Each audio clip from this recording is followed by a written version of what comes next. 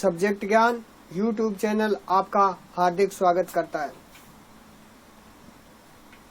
Subject ज्ञान YouTube channel को like, share, comment कीजिए और सब्सक्राइब करके बेल आइकन दबाइए।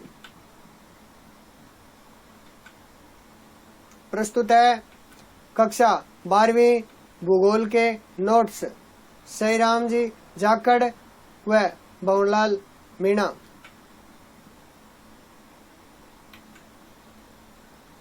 अध्याय 22 नियोजन एवं सतत विकास।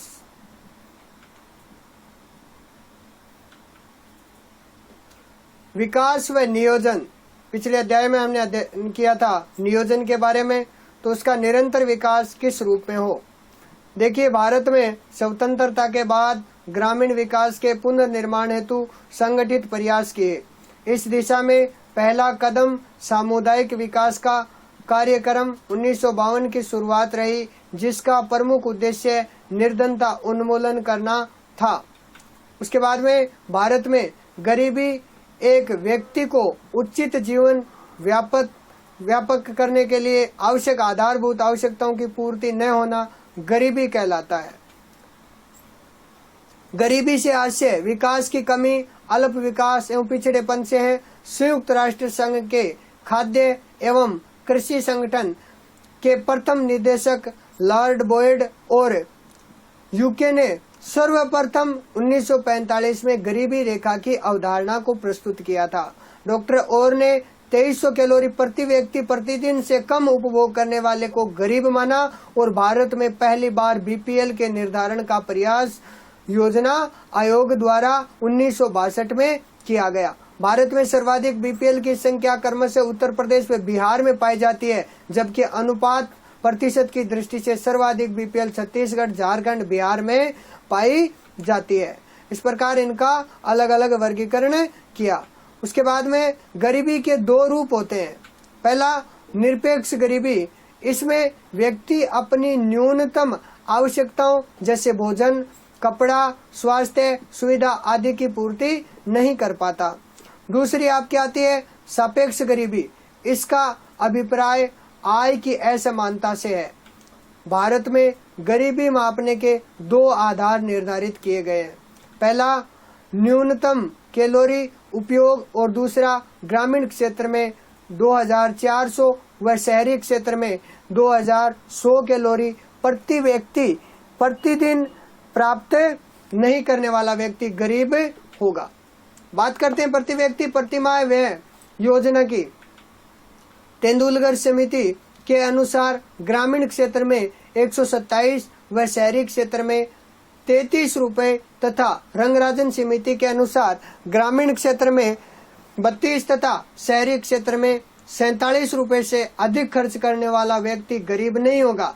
तेंदुलकर समिति के अनुसार भारत में गरीबी रेखा से नीचे यानी बीपीएल जीवन यापन करने वाले लोगों की संख्या 27% व रंगराजन के अनुसार 36% तथा वर्ल्ड बैंक के अनुसार 30% व्यक्ति गरीबी रेखा के नीचे जीवन यापन करते हैं। बात करते हैं गरीबी उन्मूलन रोजगार कार्यक्रम की कि गरीबी को दूर उठाने के लिए कौन कौन से कार्यक्रम चलाए गए। पहला है स्वरोजगार हेतु ग्रामीण युवक प्रशिक्षण कार्यक्रम ट्राई सेम। इसकी शुरुआत है वो 15 अगस्त 1979 को की गई थी। इसमें बीपीएल परिवारों से 18 से 35 वर्ष आयु के युवकों को कृषि एवं संबंधित क्रियाकलापों, उद्योग, व्यापार व स्वरोजगार हेतु प्रशिक्षण दिया जाता है। अगला एकीकृत ग्रामीण विकास, जिसे IRDP भी कहते हैं, इसकी शुरुआत है वो 1978 में की गई थी, जिसका प्रमुख उद्देश्य गरीब परिवारों को कोई परिसंपत्ति जैसे दुधारू पशु, बैलगाड़ी, सिलाई मशीन आदि देना है, जिसका उपयोग करके वे अपनी आमदनी बढ़ा सकते हैं। तीसरी योजना है जवाहर रोजगार योजना। इसकी शुरुआत 1989 में की गई, जिसके तहत पेयजल आपूर्ति, स्कूल भवन, दवाखाना, ग्रामीण सड़कें, लघु सिंचाई व भू संरक्षण आदि कार्य को सम्मिलित किया जाता है तथा लोगों का पोषण स्तर ऊंचा उठाने के लिए बदले में अनाज भी दिया जाता है। इस प्रकार के कार्यक्रम गरीबी उन्मूलन को हटाने के लिए किए जा रहे हैं। अगला आता है ग्रामीण क्षेत्रों में महिलाओं एवं बच्चों का विकास किस रूप में हो, तो 1980 में प्रारंभ में इस योजना में गरीब परिवार की महिलाओं की आय में वृद्धि हेतु 5 से 10 महिलाओं का समूह बनाकर 15,000 की आर्थिक सहायता प्रदान की जाती है। उसके बाद में आता है जिला गरीबी उन्मूलन। तो जिला गरीबी उन्मूलन परियोजना का प्रारंभ 22 जुलाई 2000 को विश्व बैंक के सहयोग से किया गया था। इसे गैर सरकारी संगठनों द्वारा कॉमन इंटरेस्ट ग्रुप बनाकर के संचालित किया गया। उसके बाद में बात आती है प्रधानमंत्री आवास योजनाओं की। तो यह योजना 1985 में शुरू की गई, जिसे 2016 में प्रधानमंत्री आवास योजना के रूप में परिवर्तित किया गया। इस योजना में बीपीएल परिवारों व सैनिकों विधवाओं को आवास व शौचालय निर्माण हेतु 1,48,000 रुपए दिए जाएंगे। उसके बाद में आता है राष्ट्रीय ग्रामीण स्वास्थ्य मिशन का प्रारंभ। ये 30 मई 2005 से प्रारंभ हुआ। प्रमुख उद्देश्य गरीब ग्रामीण जनता तक स्वास्थ्य सेवाओं को सुनिश्चित करना तथा शिशु एवं मातृ मृत्यु दर में कमी लाना था। उसके बाद में बात आती है गंगा कल्याण योजना। शुरुआत 1 फरवरी 1997। उद्देश्य बीपीएल परिवार के लघु एवं सीमांत कृषकों को नलकूप पंपिंग सेट लगाने के लिए आर्थिक सहयोग करना, ऋण के रूप में देखें तो उपलब्ध कराना। उसके बाद में आगे इसी क्रम में चलते हैं तो आता है आपका राष्ट्रीय सामाजिक सहायता कार्यक्रम। शुरुआत इसकी 15 अगस्त 1995 को हुई। इसका उद्देश्य था इंदिरा राष्ट्रीय वृद्धावस्था पेंशन योजना के तहत 65 वर्ष से अधिक वरिष्ठ नागरिकों को 700 रुपए प्रति माह पेंशन देना तथा राजश्री योजना में बीपीएल परिवार की 19 वर्ष से अधिक आयु वाली गर्भवती महिलाओं को लड़की के जन्म पर 5,000 से 50,000 बालिका के सरकारी विद्यालय में पढ़ने तक प्रदान किए जाते हैं। उसके बाद में अन्नपूर्णा योजना इसकी शुरुआत 1 अप्रैल 2001 से। उद्देश्य इसका था वरिष्ठ नागरिकों को प्रति माह 10 किलो अनाज देना। अगला आता है अंत्योदय अन्न योजना, जिसके अंतर्गत शुरुआत 2001 में। इसका उद्देश्य था सार्वजनिक वितरण प्रणाली।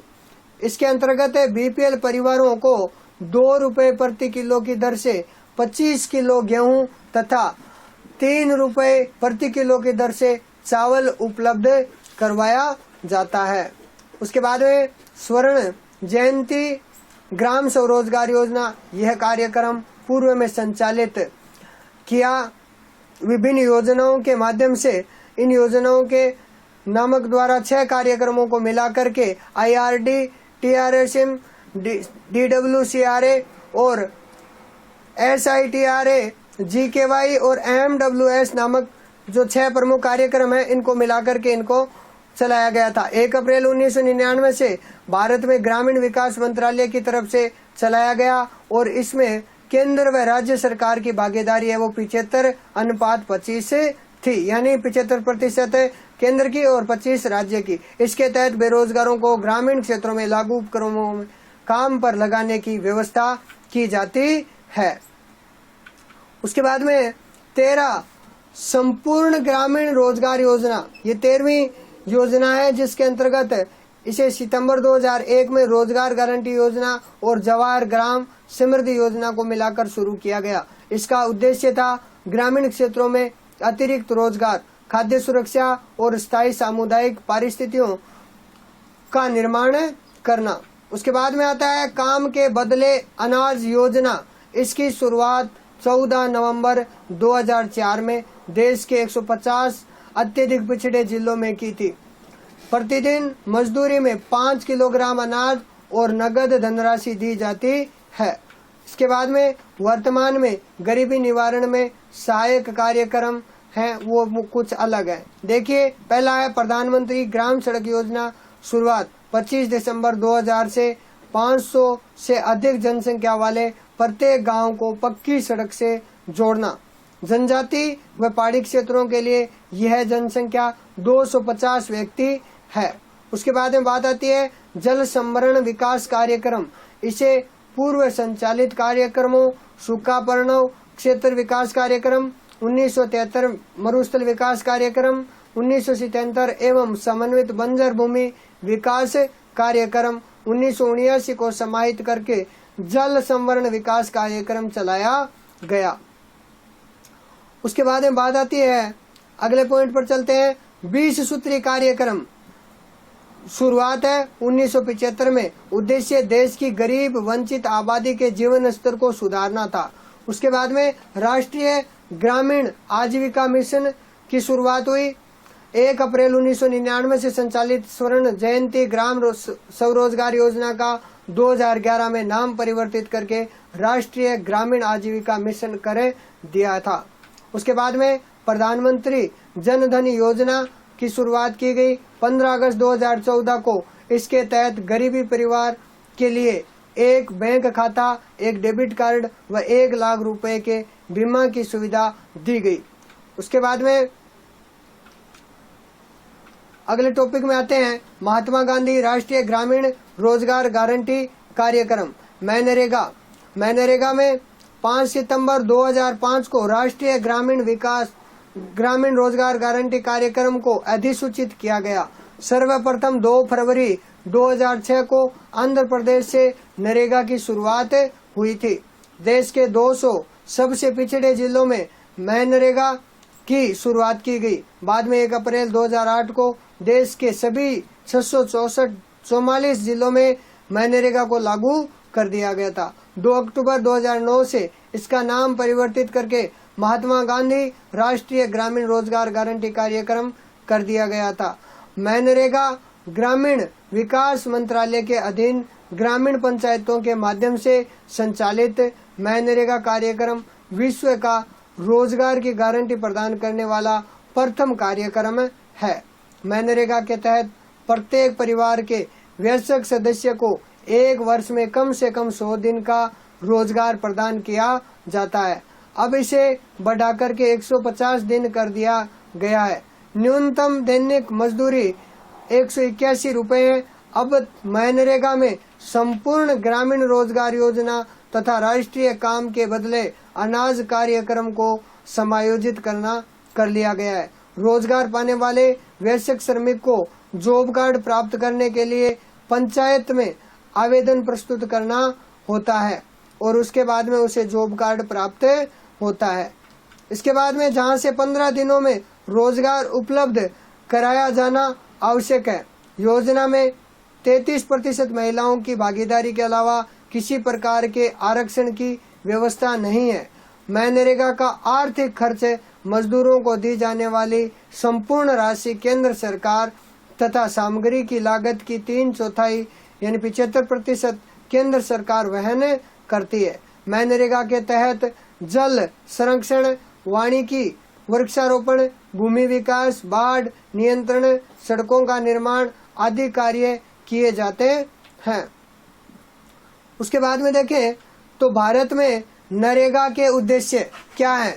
देखिए, रोजगार के अवसर उपलब्ध करवाकर आर्थिक समृद्धि लाना, ग्रामीण गरीबों को सुरक्षा तंत्र उपलब्ध कराकर स्थानीय अर्थव्यवस्था को बढ़ावा देना, सक्रिय रूप से सामाजिक समावेशित सुनिश्चित करना, पंचायत राज्य संस्थाओं को सुदृढ़ बनाना और महिलाओं का सशक्तिकरण सुनिश्चित करना आदि होता है। सतत पोषणीय विकास क्या होता है। देखिए, सतत पोषणीय विकास शब्द का प्रथम बार प्रयोग 1987 में ब्रटलैंड कमीशन ने पर्यावरण संरक्षण के लिए प्रस्तुत अपनी रिपोर्ट हमारा साझा भविष्य में किया गया था।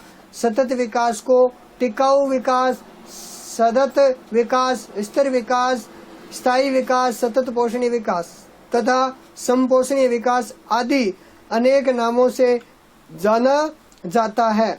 इस प्रकार इसकी परिभाषा देखें तो सतत पोषणीय विकास से तात्पर्य वर्तमान पीढ़ी की आवश्यकताओं की पूर्ति आने वाले पीढ़ियों की आवश्यकताओं की पूर्ति को बिना नुकसान पहुंचाए करना ही सतत पोषणीय विकास कहलाता है। बात आती है सतत विकास के उद्देश्य क्या है।